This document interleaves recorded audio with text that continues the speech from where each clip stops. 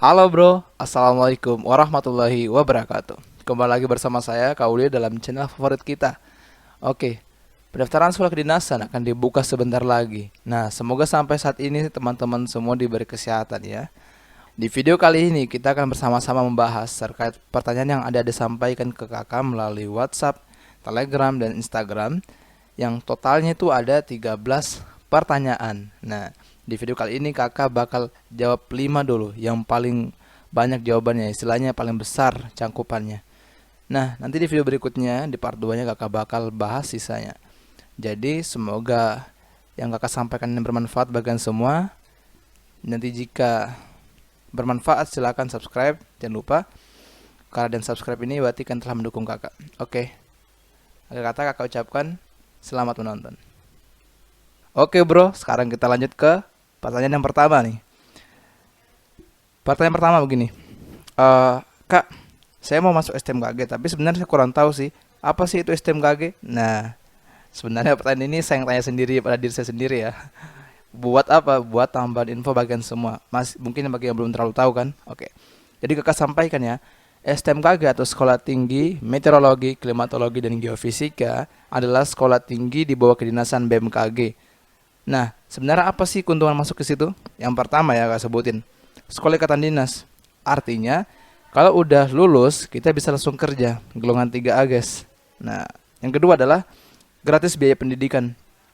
Tidak seperti univ-univ lain yang biasa pakai UKT. Nah, di STMKG ini kita nggak ada biaya pendidikan namanya, karena ditanggung pemerintah. Yang ketiga adalah tunjangan ikatan dinas tiap bulannya. Nah, ini kita sebagai calon ASN kan, sesuai peraturan dari Menteri, mendapatkan tunjangan ikatan dinas tiap bulannya untuk mendukung kehidupan sehari-hari kita selaku taruna. Oke, berikutnya adalah semiliter. Jadi, sistem semiliter yang ada di STMKG ini bisa membangun sikap kita menjadi lebih baik, dari sikap kedisiplinan, kemudian ke tepat waktu, dan sebagainya. Seperti itu ya. Jurusannya ada 4 di STMKG. Ada meteorologi, ada klimatologi, ada geofisika, dan instrumentasi. Oke, kita lanjut ke pertanyaan kedua.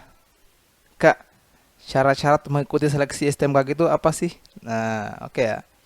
Jadi syarat-syaratnya itu bro, sebenarnya adalah dua yang utama. Yang pertama adalah syarat umum, dan yang kedua adalah syarat akademik. Mari kita mulai dari syarat umum ya. Oke, syarat umum. Nomor 1 adalah pria atau wanita warga negara Indonesia. Tentu saja, warga negara Wakanda nggak boleh masuk STMKG ya. Oke, yang kedua adalah sehat jasmani dan rohani. Mata itu dapat berkacamata maksimal -2 dan tidak silinder. Kakak sendiri kacamatanya -1,5. Berikutnya, umur tidak kurang dari 16 tahun dan tidak lebih dari 21 tahun pada tahun ketika dia akan melaksanakan tes. Kayak gitu.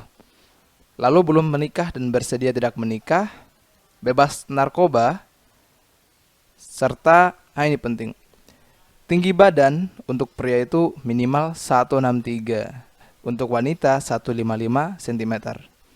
Berat badannya di sini harus seimbang. Nah, gimana sih berat badan seimbang itu? Akan kakak bahas di part 2-nya. Apa mesti gitu atau bagaimana ya?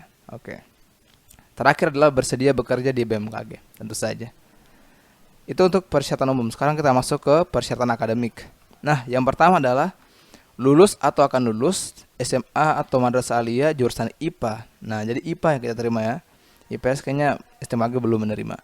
Kemudian atau SMK dengan kompetensi keahlian ada teknik elektronika industri, mekatronika, teknik jaringan akses, transmisi, telekomunikasi, perangkat lunak, dan TKJ. Ini akan disimpan di atas ya. Nah, berikutnya lulus atau akan lulus SMK hanya boleh mendaftar pada jurusan instrumentasi. Artinya kalau teman-teman dari SMK tadi, bolehlah hanya mendaftar pada jurusan instrumentasi saja. Meteorologi, klimatologi, dan geofisika belum bisa. Terus, bagi yang sudah lulus sebelum tahun ini, nilai ijazah untuk mapel fisika, matematika, dan bahasa Inggris tuh minimal 70 dari skala 100. Nah, sedangkan bagi yang belum lulus, nilai rapor untuk 3 semester terakhir, 3, 4, dan 5, Untuk mapel fisika, matematika, dan bahasa Inggris masing-masing minimal 70 dari skala 100. Itu ya untuk persyaratan akademik dan persyaratan umum. Kita lanjut ke pertanyaan berikutnya. Sekarang saya udah tahu nih Kak, apa itu STMKG, syarat-syaratnya gimana. Nah, tahap-tahapnya gimana sih Kak? Nah, tahapannya itu bro, ada 3 yang utama. Sebelum kita ke tahap 3 itu ada namanya pendaftaran termasuk seleksi berkas atau administrasi ya, kayak gitu. Sekarang kita lanjut ke tahap pertama, yaitu SKD atau seleksi kompetensi dasar. Ini ibaratnya mirip kayak tes CPNS ya, karena soalnya ada TWK, TIU, dan TKP. Nah ini sistem gugur. Jadi kalau nggak lolos passing grade, dia nggak bakal bisa lanjut ke tas berikutnya. Lalu tes yang kedua adalah SKB atau seleksi kompetensi bidang. Nah di seleksi kompetensi bidang ini bro, di ujian kan ada fisika, matematika, bahasa Inggris. Jika penasaran tentang SKB, cek di video kakak sebelumnya ini. Nah oke ya.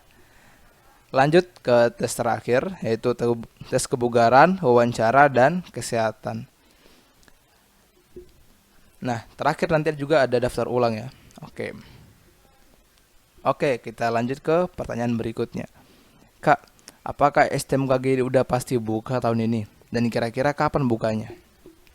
Oke, FYI buat yang belum tahu, tahun lalu tuh STMKG tutup karena adanya pandemi. Di tahun ini masih belum ada info resmi apapun, apa bakal buka atau tutup kembali. Tuh, tentu saja ya, kita semua pasti inginnya tahun ini terbuka ya. Dan semua yang kakak sampaikan dalam channel ini ya, itu sebenarnya sebagai persiapan kalian semua untuk eh, mempersiapkan diri ketika pendaftaran tuh STMKG dibuka, kayak gitu. Jadi, jujur ya, kakak saranin kepada kalian semua itu ya boleh lah ya siapkan alternatif, itu nggak ada salahnya. Misal mau cari PTN lain atau PTK lain, alternatif nggak apa. Yang penting kalian tetap fokus kayak gitu. Nah, untuk mengetahui apakah STMKG nanti bakal buka, kakak bakal selalu update info di sini. Jadi jangan lupa dibunyikan lonceng notifikasinya ya, biar nggak ketinggalan informasi. Dan jangan lupa juga subscribe. Dan jika penasaran lagi, silahkan cek kakak. Dan jika penasaran lagi, silahkan cek di video kakak di atas. Itu lebih detail lagi tentang bahasan ini. Oke, kita lanjut ke pertanyaan terakhir. Nah, berkas-berkas apa aja yang mesti disiapin Kak untuk masuk STMKG ini? Oke. Untuk berkasnya sebenarnya terbagi 2 bro. Ada tahap administrasi awal dan tahap tes daftar ulang. Nah, kalau tahap administrasi awal itu simpel aja. Kartu keluarga, KTP, ijazah, rapor, pas foto. Udah itu aja. Sedangkan kalau tahap tes dan daftar ulang itu agak lebih kompleks sih. Dari ijazah SD, SMP, SMA, atau madrasah aliyah atau SMK asli dan fotokopi yang telah dilegalisir. Terus surat keterangan hasil UNBK bagi yang baru lulus. Fotokopi akta kelahiran. Surat keterangan belum menikah. Nah, kalau surat keterangan belum menikah ini biasa urusnya di kantor kelurahan terdekat. Yang lalu kakak juga gitu. Urusnya simpel kok, nggak terlalu lama. Yang lamanya itu ketika menunggu kepala lurahnya. Oke. Berikutnya ada SKCK atau surat keterangan catatan kepolisian. Urusnya ini harus di polsek, gak bisa di polres. Lalu terakhir ada surat perjanjian ikatan dinas. Nanti dilampirkan ketika teman-teman semua sudah sampai ke tahap daftar ulang. Oke. Untuk video kakak kali ini mungkin cukup. Terima kasih telah menonton sampai ke menit ini ya. Mungkin kakak mohon maaf jika ada penyampaian yang kurang berkenan atau kurang benar ya.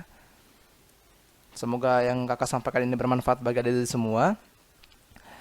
Di video berikutnya di part 2 kakak bakal membahas tentang spesifikasi tes kebugaran itu macam apa. Kemudian kalau mata minus itu masuknya bisa atau enggak. Terus apa aja yang diujiankan di tes kesehatan. Dan masih banyak pertanyaan-pertanyaan menarik lagi ya.